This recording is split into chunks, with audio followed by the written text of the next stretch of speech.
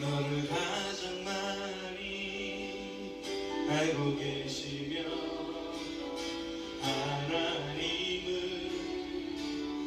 너를 만드시고 너를 가장 깊이 이해하신단다. 하나님은 너를 지키시고 너를 절대 포기하지 않으며 하나님은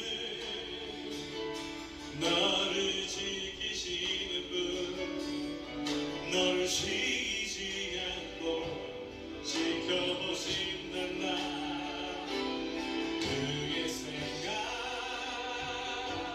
셀 수 없고 주의 자비 무궁하며 그의 성실 날마다 새롭고 그의 사랑 끝이 하나님은 너를 원하시는 분 너를 원하시는 이 세상 그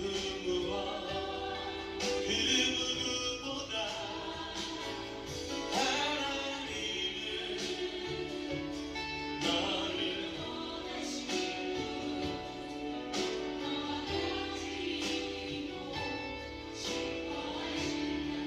하나님은 너를 인도하는 분 하나님은 인도하는 분 광야에서도 폭풍 중에도 하나님은 너를 인도하는 분 푸른 초장으로 인도하신단다. 그의 생각 셀 수 없고 그의 자비 무궁하며 그의 성실 날마다 새롭고 그의 사랑 끝이 그의 생각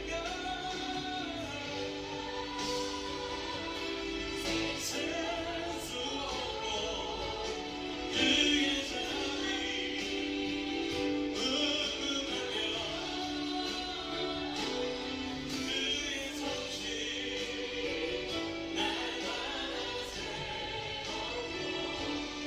그의 사랑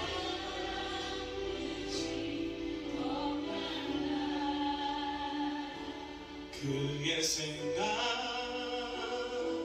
셀 수 없고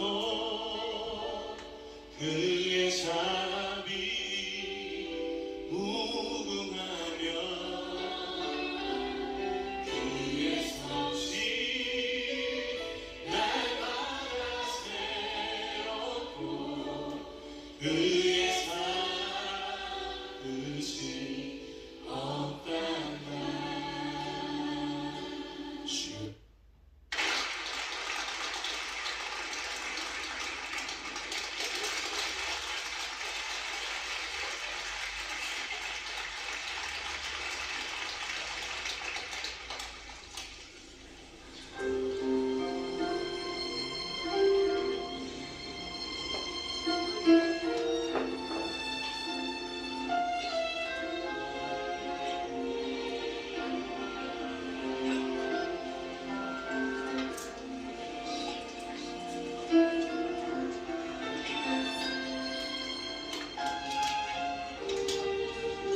널 지키시며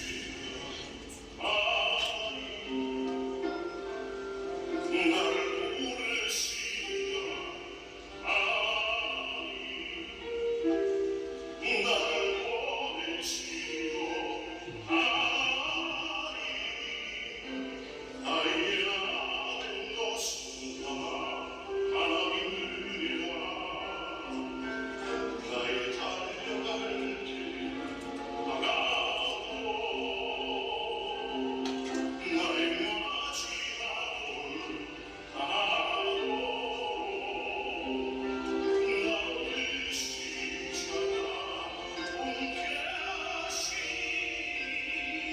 나의 것은 하나님이라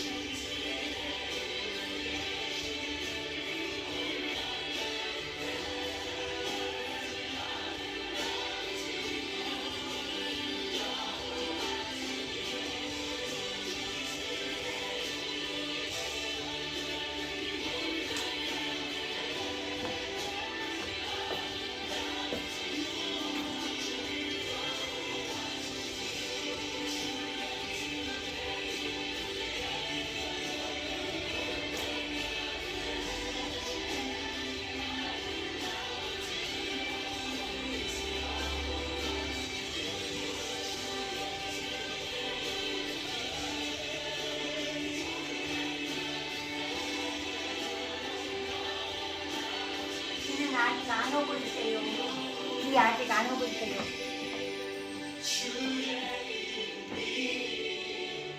온땅 가운데 어찌 아름다운지요 여호와 주님 주의 이름이 온땅 가운데 어찌 아름다운지요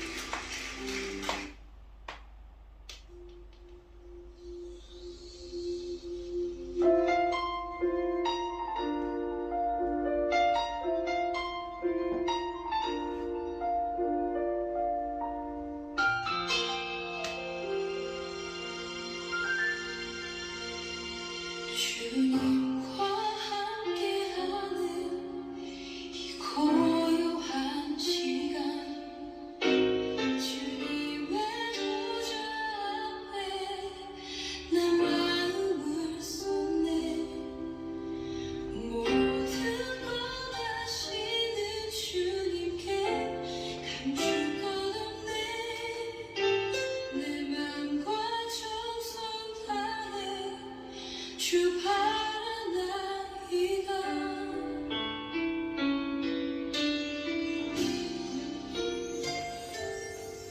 주님과 함께하는 이 고요한 시간 주님의 보좌 앞에 내 마음을 쏟네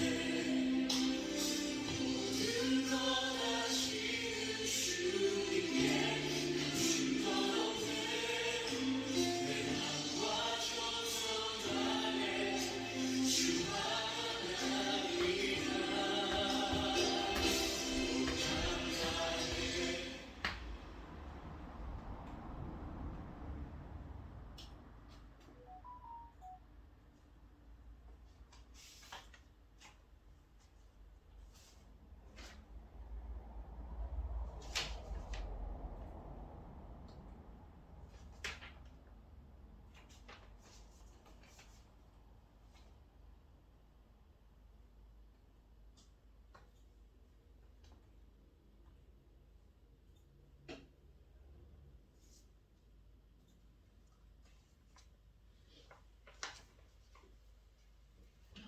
(5월 25일) 3일밤 예배를 시작하도록 하겠습니다.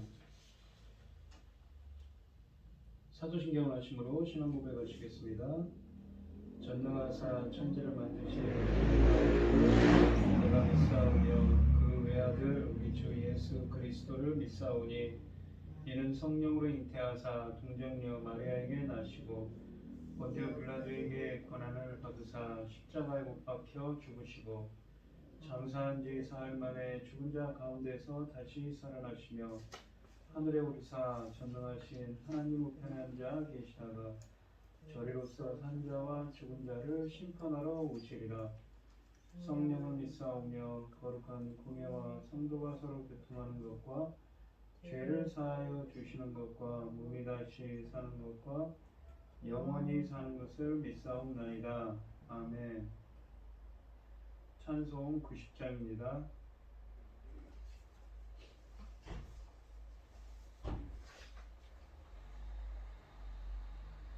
주 예수 내가 알기 전 날 먼저 사랑했네 그 크신 사랑 나타나 내 영혼 거듭났네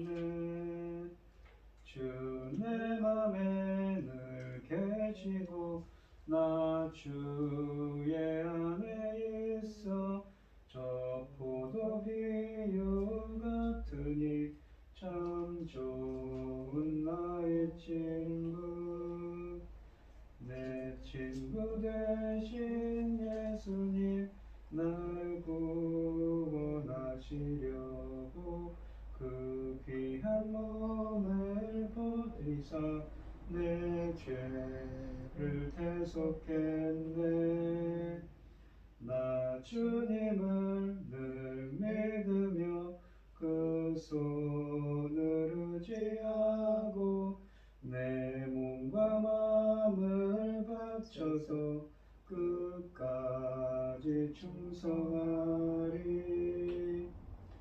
내 진실하신 친구 그 은혜 내려주사 날 항상 보호하시고 내 방패 되옵소서 그 풍성한 참 사랑을 능히 끊을 소냐 날 구원하신 예수는 참 좋은 나의 친구.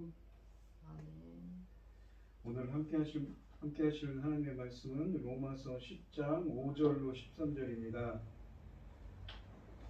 신약성경 253쪽에 있습니다. 교독을 하도록 하겠습니다. 함께 읽겠습니다. 교독을 하도록 하겠습니다. 제가 먼저 읽겠습니다.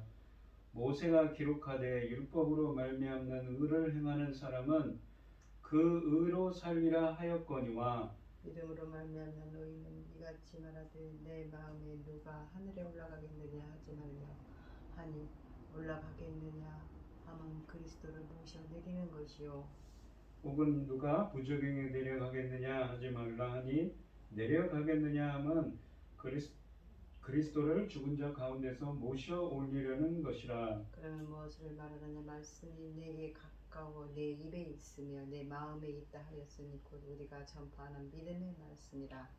내가 만일 네 입으로 예수를 주로 시인하며 또 하나님께서 그를 죽은 자 가운데서 살리신 것을 내 마음에 믿으면 구원을 받으리라. 사람이 마음으로 믿어 의에 이르고 입으로 신하여 구원에 이르느니라. 성경에 이르되 누구든지 그를 믿는 자는 부끄러움을 당하지 아니하리라 하니 유대인이나 헬라인이나 차별이 없습니다. 한 분이신 주께서 모든 사람의 주가 되사 그를 부르는 모든 사람에게 부요하시도다. 누구든지 주의 이름을 부르는 자는 구원을 받으리라. 아멘. 고현희 집사님 기도해 주시겠습니다. 천지를 지으신 전능하신 하나님 아버지, 저희를 자녀 삼으시고 아버지의 사랑 가운데 살게 하시니 참으로 감사합니다. 어지럽고 복잡한 세상에서 이 시간 하나님께 예배드릴 수 있도록 인도하셨으니 더욱더 감사합니다. 세상에는 길도 많고 할 일도 많지만 저희에게는 하나님이 기뻐하시는 길과 하나님께서 저에게 맡기신 천금 같은 귀한 사명 감당하는 것 외에 그 무엇도 앞에 둘 수 없습니다. 오직 하나님께서 기뻐하시는 일과 맡기신 사명 감당하는 것이 제 1순위입니다. 사명 잘 감당하고 아버지 앞에 갈 수 있도록 도와주시옵소서. 저희 나라를 제사장 나라로 세우셨으니 천금 같은 그 사명 감당하고 아버지 앞에 갈 수 있도록 크신 손으로 저희를 붙잡아 주시옵소서. 전능하신 하나님 아버지, 전쟁을 일으킨 자가 있습니다. 아버지께서 벌하여 주시옵소서. 그 일로 인하여 얼마나 많은 자들이 죽어가고 힘들어하고 어려워지고 있습니다. 아버지께서 보고 계시지요. 사랑하는 하나님 아버지, 저희 나라를 지켜 주시옵소서. 엊그제에도 북한에서는 우리를 위협하는 미사일을 쐈습니다. 아버지, 이 나라를 지켜 주시옵소서. 아버지께서 지키시지 않으면 저희는 아무 힘이 없습니다. 전능하신 하나님 아버지, 저희 나라를 도와주시옵소서. 아버지 지켜주시옵소서. 아버지 이 어려운 때에 아버지 저희들에게 기도하도록 하셨습니다. 아버지 기도하면은 아버지께서 전능하신 손으로 어려운 것은 해결하여 주시고 힘든 것들은 아버지 하나님 막아주실 수 있는 분은 오직 하나님뿐입니다. 전능하신 하나님 아버지, 전능하신 하나님 아버지, 저희 나라를 아주 특별히 사랑하시는 거 알고 있습니다. 지켜 주시옵소서. 아버지, 우리는 힘이 없습니다. 아버지께만 기도할 뿐입니다. 아버지 지켜 주실 것을 믿고 기도하고 있습니다. 이 시간 말씀을 들고선 당신의 사랑하는 종 붙잡아 주시옵소서.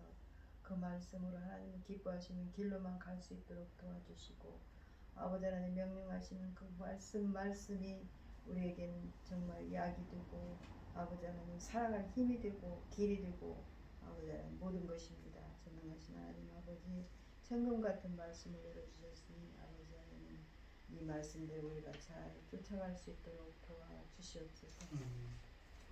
전지를 지으신 전능하신 하나님 아버지, 저희는 아버지 이 땅에 있는 것들은 구하지 않습니다. 하나님 일이 너무 귀하고 너무나 아버지 우리 앞에는 큰 소망이고, 오직 그 소망, 그 희망, 그 사명 감당하는 것 위에 그 어떤 것도 귀하지 않습니다. 전능하신 하나님 아버지, 우리는 올인할 것입니다. 반드시 하나님 기뻐하신 길로만 갈 것입니다. 도와주시옵소서. 잘 쫓아갈 수 있도록 도와주시옵소서. 이 모든 말씀 억만 죄악 가운데서 저희를 구하여 주신 예수 그리스도 이름으로 기도하옵나이다. 아멘. 오늘 함께 하실 하나님의 말씀의 제목은 믿음으로 말미암는 의입니다. 이 바울은 율법으로 말미암는 의와 믿음으로 말미암는 의를 대조하면서 이 신명기 30장 12절로 14절 말씀을 그리스도 중심으로 해석합니다. 바울은 유대인들의 잘못된 성경 해석을 반박하면서 율법이 아닌 그리스도께서 의와 생명을 주신다고 선언합니다. 이 5절 말씀에 보시면 모세가 기록하되 율법으로 말미암는 의를 행하는 사람은 그 의로 살리라 하였거니와 라고 되어 있습니다. 이 본문 앞에 보면 헬라어로는 가르라는 접속사가 붙어 있습니다. 무엇이냐면 이유를 말하는 접속사입니다. 그러니까 이 4절 말씀을 5절부터 13절 말씀과 연결하는 역할을 하지요. 이 4절의 율법으로 말미암는다는 이 의는 5절의 믿음으로 말미암는 의와 대립됩니다.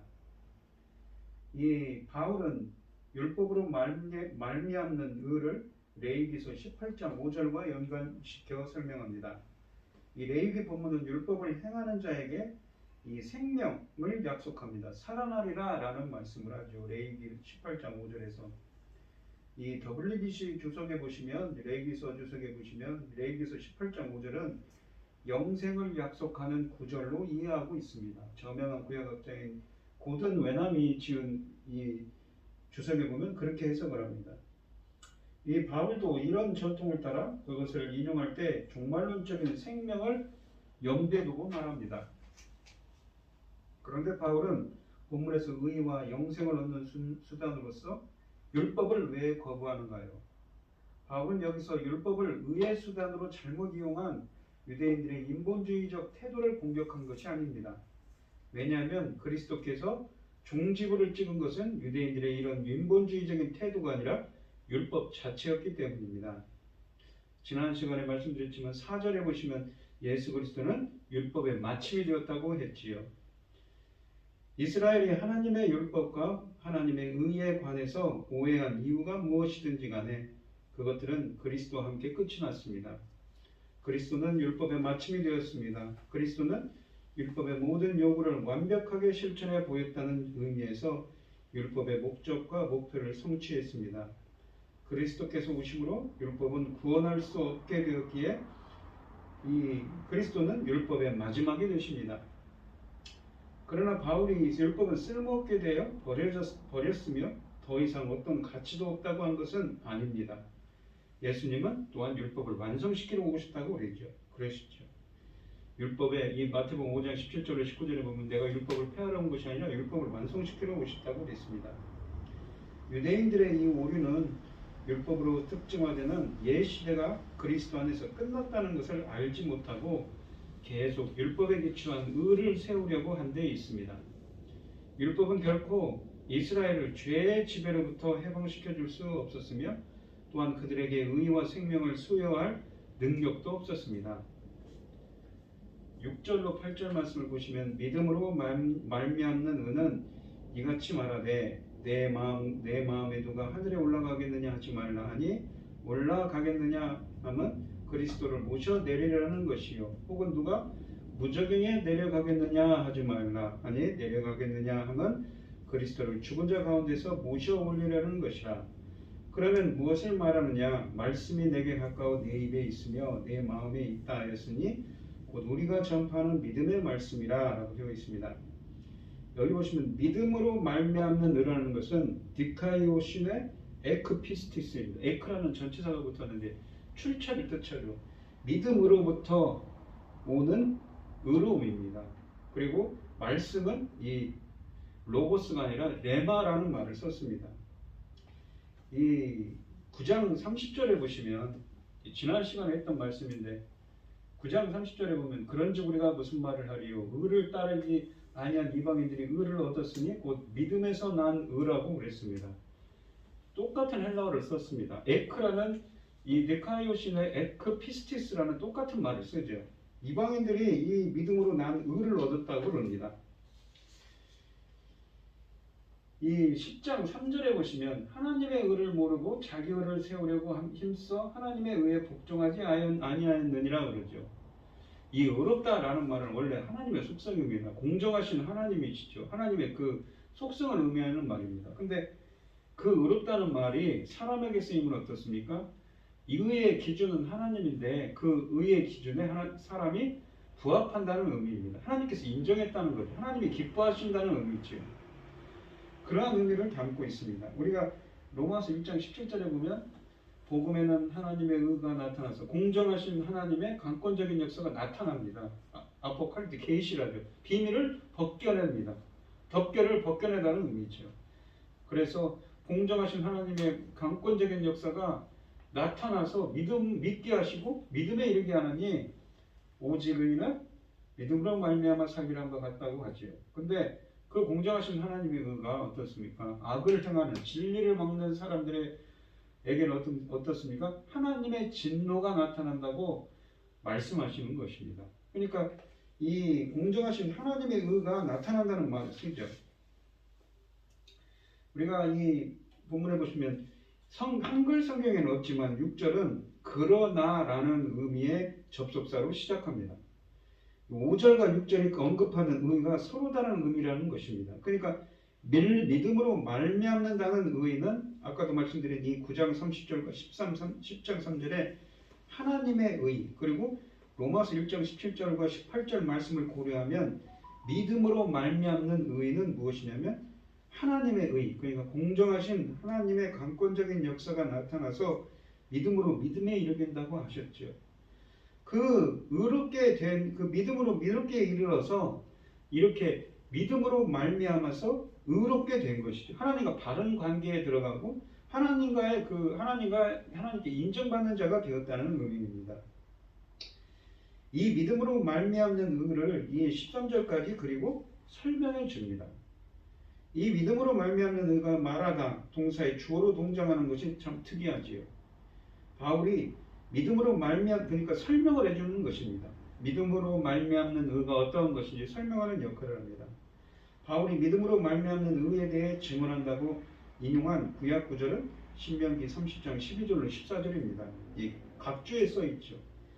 본문은 신명기 9절을 그대로 인용하지 않고 신명기 9장 4절과 결합시킨 형태로 인용합니다. 9장 4절의 9절에서 모세는 이스라엘의 의의가 그들의 승리와 번영에 근거했다는 생각을 비판합니다. 그들이 이런 생각을 한다는 것은 그들의 승리와 번영이 전적으로 하나님에게서 비롯되었다는 것을 잊어버리는 것이다 라고 합니다. 바울이 이 신명기 9절을 인용한 것은 그것이 믿음으로 말미암는 의의 원리와 잘 일치한다고 생각했기 때문입니다. 따라서 이스라엘이 자기 의를 세우려고 했다는 바울의 이 3절 말씀은 우연히 등장한 것이 아닙니다. 참 하나님 백성이라면 율법을 통해서 자신의 의를 추구하는 자가 아니라 믿음을 통해서 하나님의 의를 추구하는 자입니다. 자신의 논지를 확정하기 위해서 바울은 신명기 30장 12절과 14절을 인용하기 시작합니다. 누가 하늘로 올라가겠느냐라는 질문은 이 신명기 30장 12절의 한 부분입니다. 앞선 구절은 하나님이 이스라엘에게 명한 명령을 언급하고 있기 때문에 신명기 본문이 지시하는 대상은 율법의 계명입니다. 이스라엘은 하나님의 뜻을 발견하기 위해서 하늘로 올라갈 필요가 없습니다. 왜냐하면 하나님께서 말씀을 통해서 어떤 것이 선한 것인지 그들에게 은혜롭게 그 말씀을 통해서 율법을 통해서 알려주셨기 때문이지요. 모세가 이런 비유적 언어를 사용한 것은 하나님의 뜻을 아는 일이 하늘에 올라가는 것처럼 불가능한 것이기 때문에 그것을 행할 책임도 없다는 이스라엘의 책임의 폐를 방지하려는 목적을 지녔습니다. 오직 신명기 30장 14절에 보시면 오직 그 말씀이 내게 심히 가까워서 내 입에 있으며 내 마음에 있은즉 네가 이를 행할 수 있느니라 라고 말씀하십니다. 그러면 바울은 왜 율법에 관해서 교훈한 구절을 택하여 믿음으로 말미암는 의를 뒷받침하는 구절을 사용하였는가요? 그는 어떻게 해서 신명기 30장 12절을 해설하면서 그것이 교훈하는 대상이 율법의 계명이 아니라 그리스도라고 감히 말할 수 있는가요?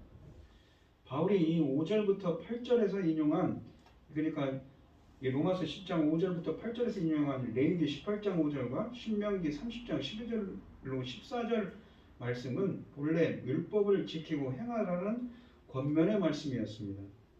두 본문이 다 행하다라는 동사를 지니고 있는 것만 보아도 이들 본문이 율법을 행할 것을 근본 권면하는 목적을 지니고 있다는 것이 분명합니다. 하지만 바울은 레위기서 18장 5절을 율법으로 말미암는 의를 뒷받침하는 구약 본문으로, 반면에 신명기 30장 12절로 14절은 믿음으로 말미암는 의를 뒷받침하는 본문으로 인용함으로써 마치 이들 본문이 서로 다른 권면의 내용을 담고 있는 것처럼 취급합니다. 사실 율법의 초점을 둔 이상은 새 언약 시대를 연 그리스도 안에서 성취될 수 있을 뿐입니다. 물론 신명기 30장의 문맥은 새 언약을 명시적으로 언급하고 있지는 않지만 우리는 바울이 마음에 둔다는 표현, 입에 가까웠고 마음에 둔다는 표현은 이 예레미야서 31장 31절로 34절에 써있는 새 언약의 말씀과 관련되어 있다고 이 총신대학교의 이한수 교수는 표현합니다. 이 마음에라는 문구를 되풀이하여 사용한다는 사실에 우리는 주목해야 됩니다.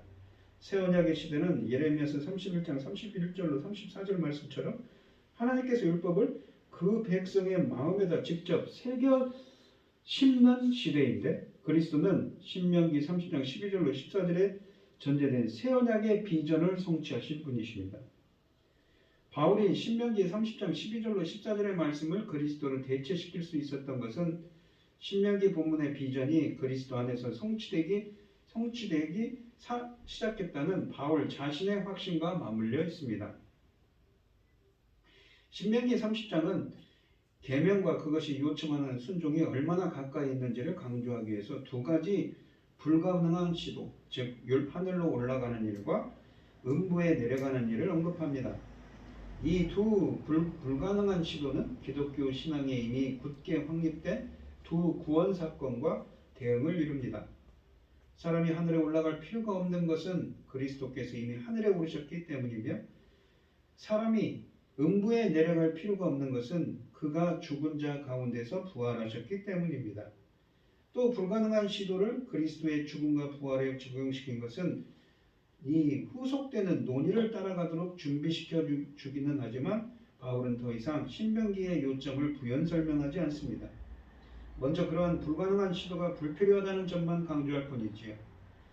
바울이 말하려는 요점은 신명기의 계명을 믿음의 말씀, 그러니까 8절에서 있는 믿음의 말씀과 동일시하는 데 있습니다. 로마서 1장 17절로 18절 말씀처럼 공정하신 하나님의 강권적인 역사가 나타나 말씀하셔서 믿음으로 믿음에 이르게 하신 것입니다. 그래서 믿음의 말씀이라고 한 것이지요. 믿음의 말씀은 새 언약의 비전 성취자이신 그리스도에 비추어 종말론적으로 이해된 율법의 본질적 계시 정신을 가리킵니다. 5절에 인용된 레위기서 18장 5절은 행위의 관점에서 이해된 율법의 개념을 묘사하고 있다면, 6절에 인용된 신명기 30장 12절은 믿음의 관점에서 이해된 율법의 정신을 묘사합니다. 후자의 관점에서 율법의 근본 정신은 복음의 원리와 결코 다르지 않지요. 우리가 이 8절에 보시면 특히 이 그러면 무엇을 말하느냐라고 되어 있는데 이 6절부터 시작된 신명기 30장의 인용을 다시 소개하는 역할을 합니다. 8절에서 보시면 이 반대를 뜻하는 그러나라는 의미를 담은 대라는 접속사로 시작하는데 이 대라는 접속사가 사용된 것은 6절, 7절과 8절 사이에 대조가 이루어지고 있음을 시사합니다. 8절 말씀을 보시면 그러면 무엇을 말하느냐? 율법이 내게 가까워 말씀이 내게 가까워 말씀이 레머라고 그랬죠. 내 입에 있으면 내 마음에 있다 했으니 곧 우리가 전파하는 믿음의 말씀이라고 그랬죠.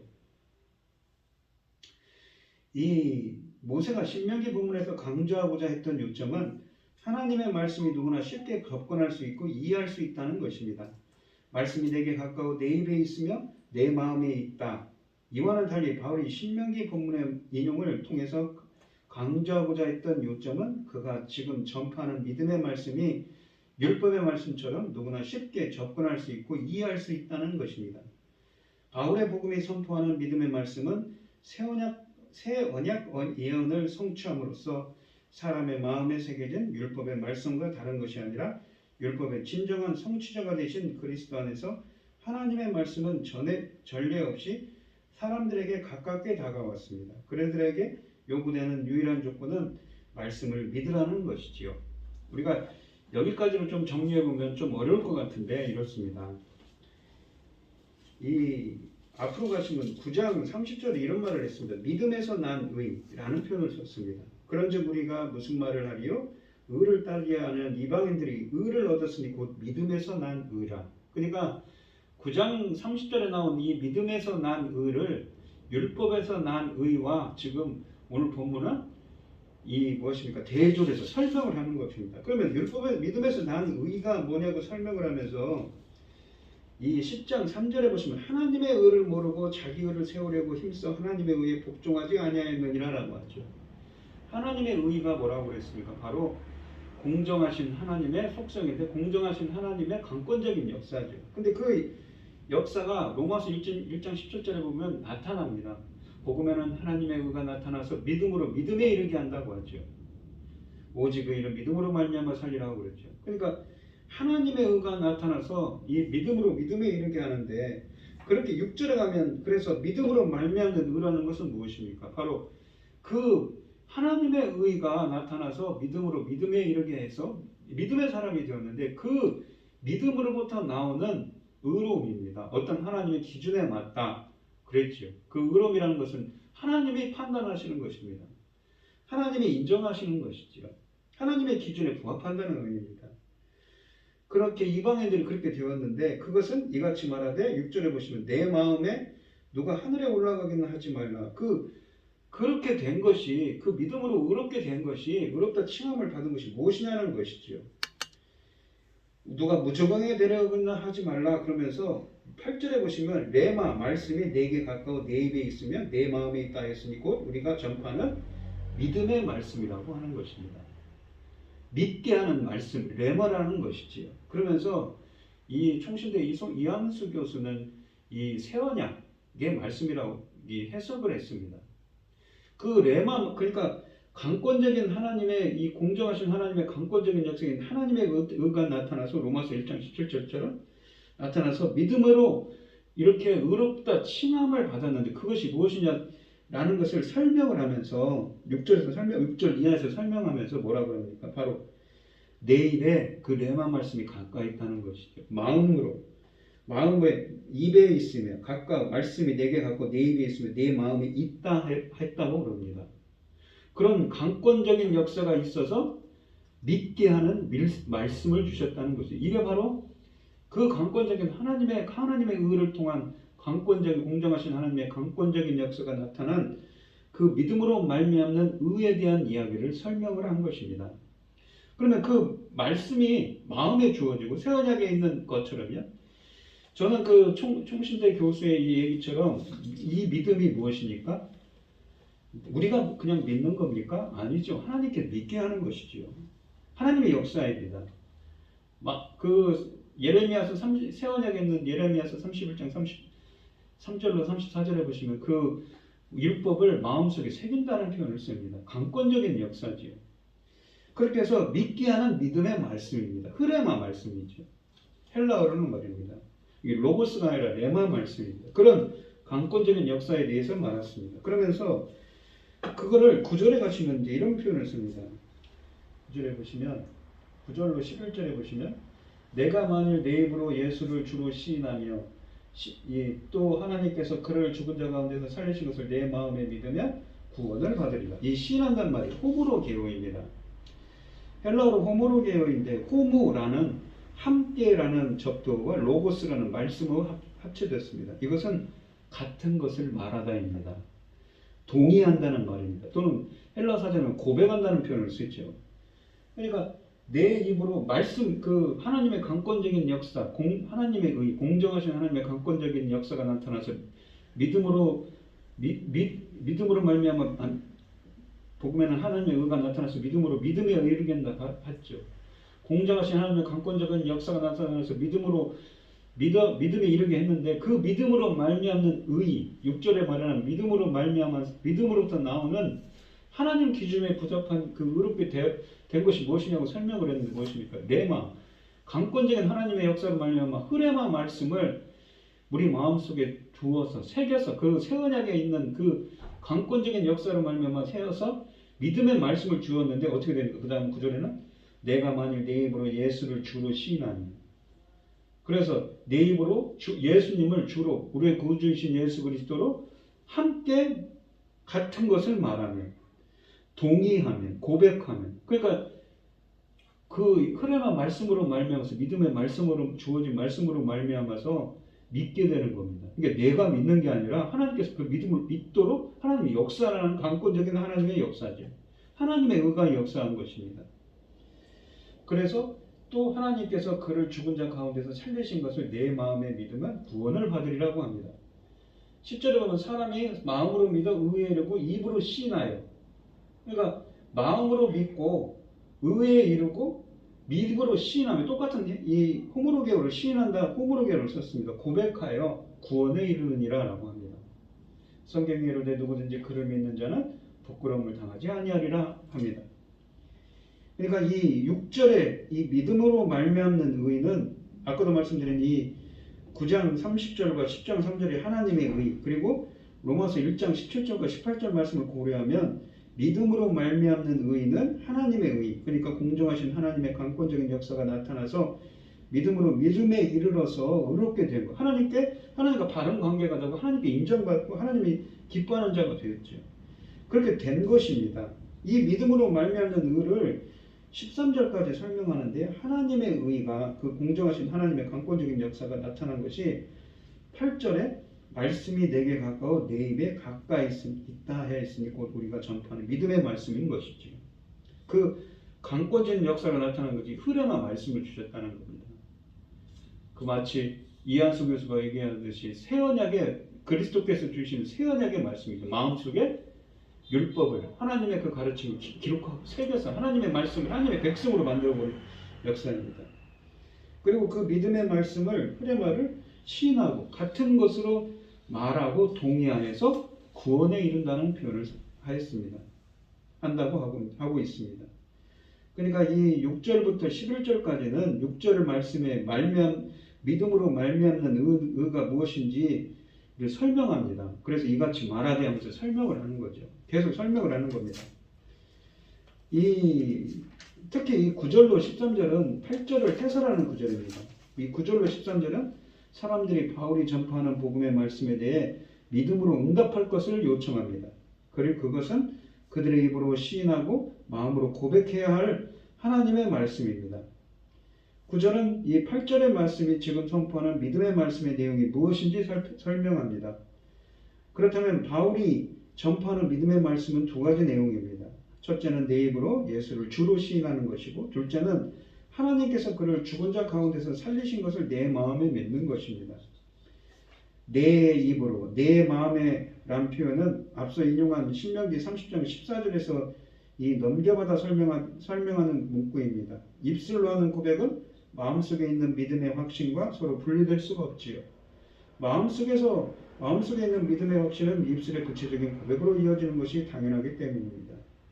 믿음의 말씀이 요청하는 것은 믿음의 반응을 나타내는 것입니다. 믿음의 말씀의 내용은 예수의 주되심과 그의 부활에 대한 신앙입니다. 예수를 주로 고백하는 것은 그에게 속한 자로서 복종하고 헌신한다는 의미를 함축합니다. 바울은 특별히 예수께서 부활하심으로 만유의 주가 되셨다는 사실을 입술로 고백하고 마음으로 믿으면 구원을 받을 것이라고 주장합니다. 구원을 받다라는 말은 미래 시제입니다. 미래 시제가 사용된 것은 구원이 믿음의 삶의 노정 끝에 주어지는 종말론적인 산물이라는 것을 시사합니다. 근데 믿으면이라는 말은 무엇입니까? 현재지요. 그러니까 이 결론 귀결절에 있는 동사가 미래 시제인 것은 주목할 필요가 있습니다. 참된 믿음의 고백은 미래 구원의 필수적인 요소인 것이죠. 그러니까 지금 하나님께서 역사한 그 강권적인 역사로 말미암는 믿음으로 말미암는 그 의로움, 하나님과 바른 관계가 세워져서 이렇게 하나님과 인간 사이에 바른 관계가 세워져서 하나님 인정받는 자가 되어서 흐름한 말씀을 주시고 믿음의 말씀을 주셔서 그거를 시인합니다. 같은 말을 하고 동의하는 거죠. 그렇게 된다는 것을 의미하는 것이죠. 동의하게 되었습니다. 그래서 구원에 이를 것이다. 그런 자들이 종말론적으로. 어떻게 이방인들이 그렇게 되었다는 의미를 담고 있죠. 믿음으로 말미암는 의의가 바로 그것이라고 사도 바울은 지금 설명하는 것입니다. 이 11절 말씀을 보시면 11절에는 원문에는 접속사 가르, 왜냐하면으로 시작합니다. 이 접속사 가르와 성경이 이르되란 표현을 연결을 시킴으로써 바울은 본문에서 신명기 30장 12절로 14절에 관한 자신의 이 주석을 계속 확정하려고 합니다. 성경이 말하다라는 표현은 바울이 이사야서 28장 16절 말씀을 인용하는 역할을 합니다. 그가 이사야 본문을 인용한 것은 두 가지 목적입니다. 첫째는 믿음과 구원을 연결시키는 다른 구약 본문을 한 번 더 인용함으로써 자신의 논지를 보다 분명하게 확립합니다. 부끄러움을 당하지 않는다라는 표현은 마지막 심판날에 구원을 받게 될 것임을 지칭합니다. 이 표현은 이미 이사야서 28장 16절을 인용한 9장 33절에서 등장한 바 있습니다. 여기서 그리스도는 하나님께서 시온에 두신 부딪히는 돌로 묘사됩니다. 그를 믿는 자들은 심판날에 부끄러움을 당하지 않게 될 것이지만 그를 거부하는 자들은 그 돌에 부딪혀 결국 심판을 당하게 될 것입니다. 둘째는 이 인용문에 누구든지란 말을 덧붙임으로써 구원의 선물이 그리스도를 믿는 모든 사람에게 주어진다는 사실을 강조하려는 것입니다. 이 12절과 13절 말씀을 보시면 유대인이나 헬라인이나 차별이 없습니다. 한 분이신 주께서 모든 사람의 주가 되사 그를 부르는 모든 사람에게 부요하시도다. 그의 이름을 부른다는 말입니다. 부른다는 말입니다. 누구든지 주의 이름을 부르는 자는 구원을 받으리라 라고 말씀하십니다. 복음의 이 보편적인 성격은 11절에 누구든지라는 이 말씀을 통해서 부각됩니다. 그리고 바울은 본문에서 그 신학적 함축을 한층 더 분명하게 밝힙니다. 사람이 마음으로 믿어 의에 이르고 입으로 고백하여 구원에 이르는 일은 유대인이나 헬라인이나 차별이 없습니다. 그러니까 이 믿음은 무엇입니까? 믿음은 들음에서 나고 들음은 그리스도의 말씀으로 말미암느니라 라는 말씀이 있죠. 다음에 나옵니다. 그 말씀이 무엇인가? 바로 본문에 나오는 흐레마입니다. 주님의 강권적인 역사이죠. 그러니까 이 12절 13절에 나오는 말도 그를 부르는 모든 사람에게 부요하시도다. 누구든지 주의 이름을 부르는 자는 구원을 받으리라. 이것이 다 그냥 내가 믿는 것입니까? 주의 이름을 부르는 것입니까? 이렇게 강권적인 역사로 말미암아서 주를 시인하고 주로 고백하고 어떻습니까? 주의 이름을 부르게 되는 자는 구원을 받게 되는 것이죠. 예수 그리스도는 모든 사람에게 주가 되십니다. 구약에서 주라는 말은 본래 하나님에게 붙여진 칭호였으나 신약에서 그것이 예수 그리스도에게 적용되고 있습니다. 한 주께서 모든 사람에게 주가 되신다는 것입니다. 모든 사람에게 주로서 예수 그리스도는 그들에게 충성을 요구할 뿐만 아니라 그를 부르는 모든 사람에게 부유하신 분입니다. 부유하다는 것은 영적인 부유를 뜻하는데 이것은 이 바울이 여러 번 하나님과 그리스도에 대해서 사용한 바 있습니다. 때로 이 그 하나님과 그리스도가 결합되어 영적인 부유가 그리스도를 통해 하나님에 의해 베풀어지는 것으로 묘사되기도 합니다. 이 예수를 주로 부르는 행위는 하나님의 넘치는 온갖 영적인 축복을 경험하게 만드는 통로라는 것이지요. 하나님께서 그러니까 이 무엇입니까? 바로 그를 부르는 이렇게 하나님의 강권적인 역사를 말미암아서 믿음으로 말미암는 의를 통하여서 그렇게 믿게 된 자들이 무엇인가? 믿음의 말씀, 흐레마 말씀을 주어지고 또한 시인한 자들, 동의하고 같은 말을 하는 동의하고 고백하는 자들이 그의 이름을 부르는 사람들에게는 이러한 영적으로 부유하도록 큰 은혜를 베푸신다는 의미입니다. 13절에는 또 무엇입니까? 그러한 자들에게 어떻습니까? 구원을 받을 거라고 말씀하는 것이지요. 이 믿음의 말씀은 구원을 받은 이 사람들에게 하는 말씀인 것입니다. 오늘 본문 말씀을 정리를 해보면 이렇습니다. 성경을 보고 해석을 하는 게 빠를 것 같습니다. 다시 한번 말씀을 드리면 이 9장 30절부터 오늘 본문은 9장 30절을 설명을 하고 있습니다. 무엇이냐면 바로 믿음에서 난 의가 무엇인가라는 거죠. 그거를 율법에서 난 의, 그러니까 유대인들이 구약의 율법에서 난 의를 추구했던 유대인들과 대비하면서 설명을 합니다. 이방인들이 믿음에서 난 의를 얻었는데 그 믿음에서 난 의가 무엇이냐라고 하면서 10장 3절에 보면 하나님의 의를 모르고 자기 의를 세우려고 하면서 하나님의 의에 복종하지 아니하였느니라. 누구냐면 하나님의 올바른 지식을 따르지 않은 누굽니까? 바로 유대인들이 그랬다는 거죠. 그렇지만 이방인들은 어땠습니까? 하나님의 의를 따랐습니다. 그래서 10장 6절에 보면 믿음으로 말미암는 의가 그들에게 이르렀지요.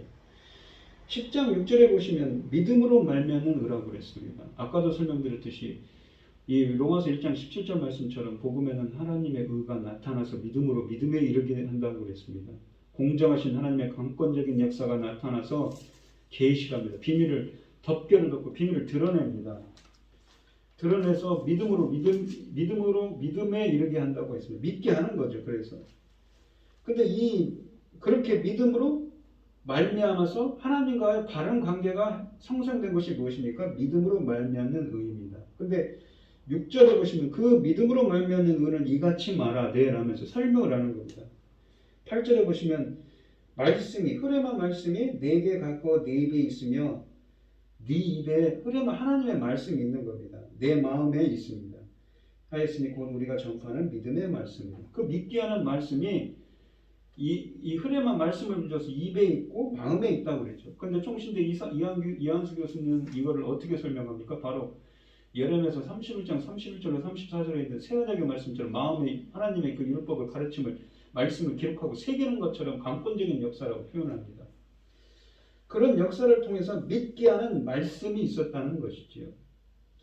그래서 어떻습니까? 믿음으로 말미암는 이 의에 대해서 설명하면서 믿게 하는 그 말씀이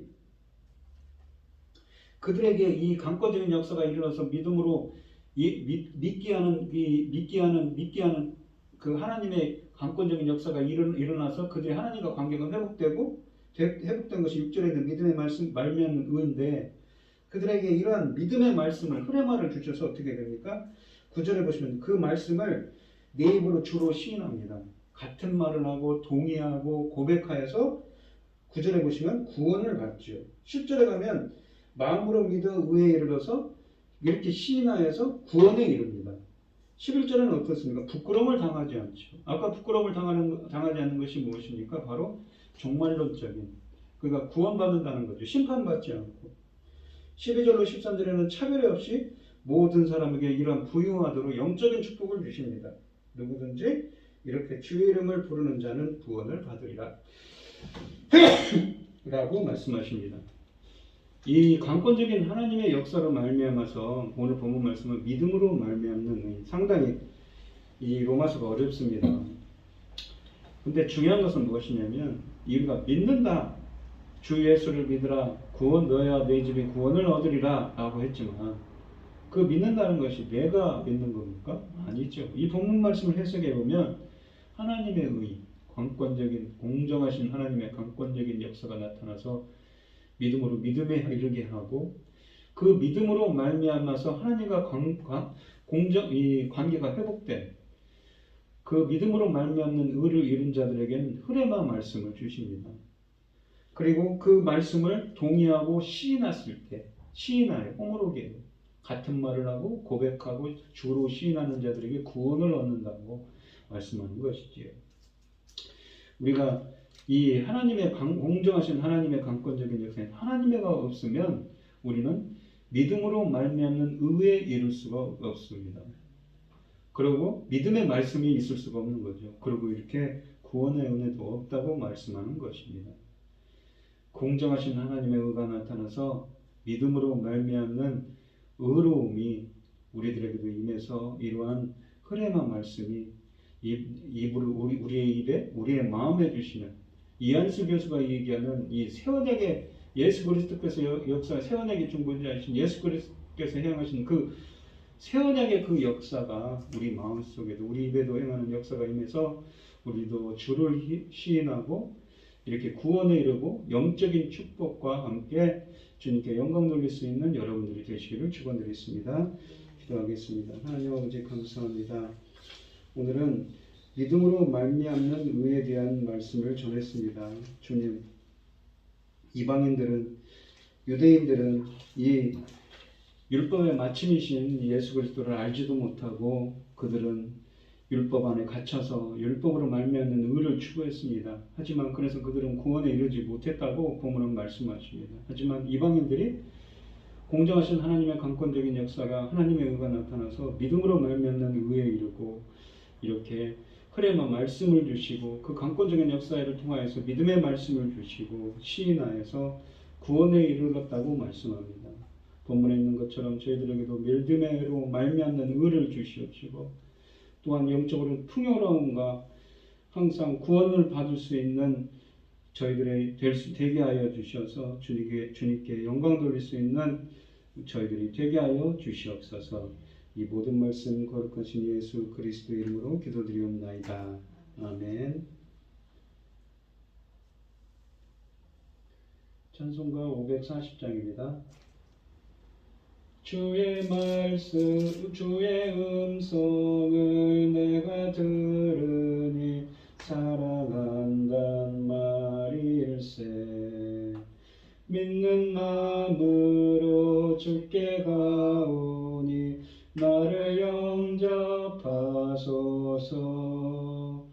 내가 매일 십자가 앞에 더 가까이 가오니 구세주의 흘린 보배 피로써 나를 정케 하소서. 주여 넓으신 은혜 베푸사 나를 받아주시고 나의 품은 뜻 주의 뜻같이 되게 하여 주소서. 내가 매일 십자가 앞에 더 가까이 가오니 구세주의 흘린 보배 피로써 나를 정케 하소서. 주의 보좌로 나갈 때에 어찌하니 기쁠까. 주의 얼굴을 항상 배우니 더욱 친근합니다.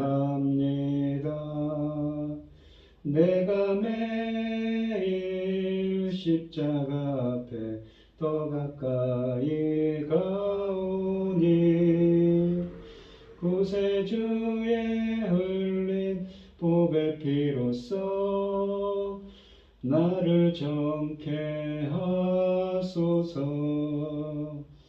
우리 구주의 넓은 사랑을 측량할 자 없으며 주가 주시는 참된 기쁨도 헤아릴 수 없도다. 내가 매일 십자가 앞에 더 가까이 가오니 구세주의 흘린 보배 피로써 나를 정케 하소서. 아멘. 축도하심으로 오늘 예배를 마치도록 하겠습니다. 이제는 주 예수 그리스도의 은혜와 하나님의 극진하신 사랑과 성령의 교통하심이 믿음으로 말미암는 의를 얻기를 소원하는 성도들 머리머리 위에 이제로부터 영원히 함께 있을지어다. 아멘.